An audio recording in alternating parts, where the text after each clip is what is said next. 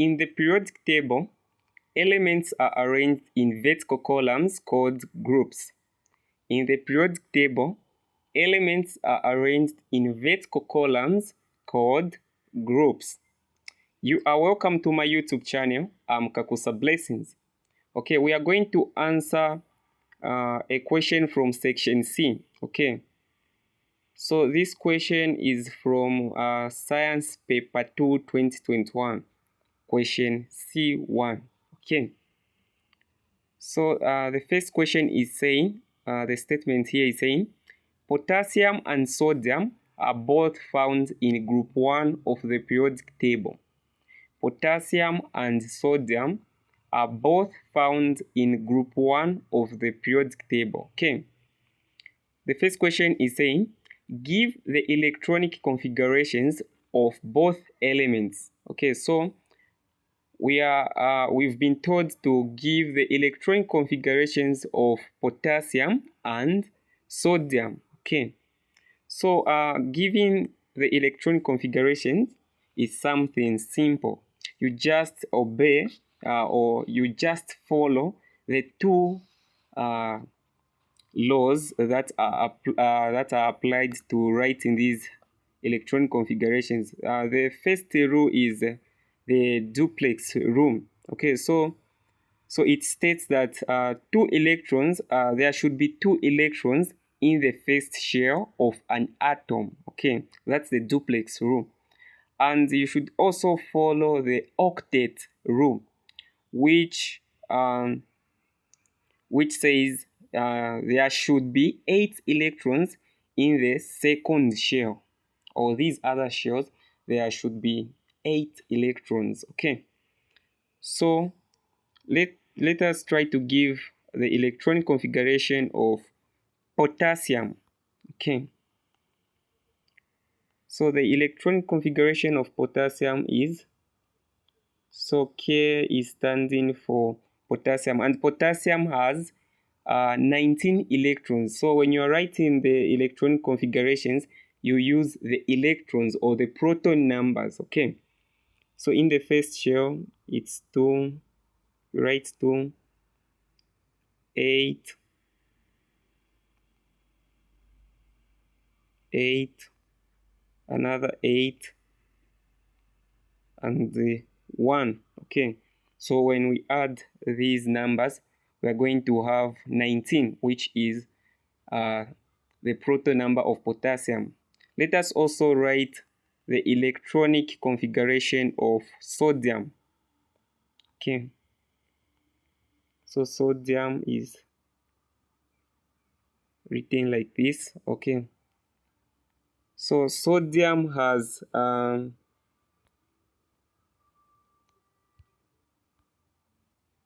sodium has 11 electrons. Okay, so let us write the electron configuration of sodium. So sodium is symbolized by Na. So in the first shell it's 2, 8, this makes up 10, and 1. Okay, so this is the electronic configuration of sodium. Okay, question 2, Roman numeral 2. Which element would react more vigorously with water than the other? Which element would react more vigorously with water than the other? So the best answer is potassium. Okay, explain your answer. Why am I saying that potassium will react more vigorously with water? It is because going down group 1 elements, going down alkali metals elements, the reactivity increases. The reactivity increases as you are going down the group. Okay, which means that sodium is more reactive than lithium, and potassium is more reactive than sodium, and rubidium is more reactive than potassium, just like that. Okay, So that's a simple explanation. It is because going down the group, the reactivity increases. Okay. Roman numeral 3. Write a balanced chemical equation for the reaction of sodium with water. Write a balanced chemical equation for the reaction of sodium with water. Okay. So when group 1 elements react with water, they form a metal hydroxide plus hydrogen gas. Okay. So when you react sodium, so you should also include the state symbols. Okay. So sodium is a solid. You react it with water, which is a liquid. The products will be as sodium hydroxide, which is in aqueous state, plus hydrogen gas. Okay, that's the answer. Okay. Question B. Question B. In group 7, there are 5 elements.